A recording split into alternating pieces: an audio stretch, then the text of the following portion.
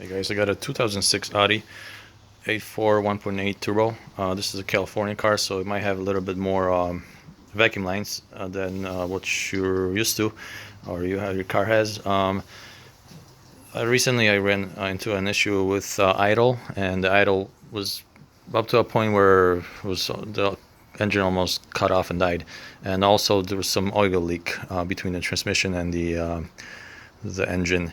And first off, somebody told me to replace this part, crank case breather. This also works for Audis. I mean Volkswagens.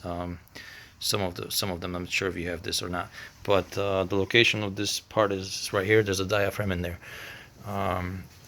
But it worked for about a week to 2 weeks, and then it's starting to do the same thing. So next up, I replaced the PCV valve, which the part looks like this. And this one is harder to get to, and it's actually over here underneath where the manifold is. Get a little light in there and see. I had to take the reservoir off for the coolant here, and then kind of put my hand in there and get it off. It's not easy, but it's doable unless you want to take the manifold off.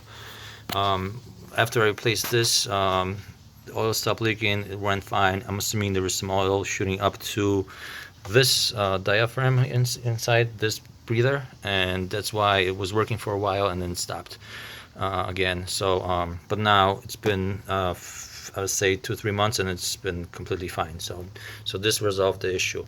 This little PCV valve, and I didn't get anything from eBay. It just, I went to a store. I needed the item really quick, so she can drive, be back on the road. So also there's a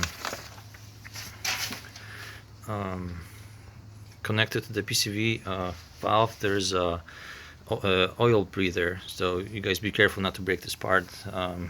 It's like $100 at the dealer. So, and it's connected to the case over there, as you see. So hope you like this video. If you have any questions, let me know. You can leave comments or subscribe to my channel. Thank you.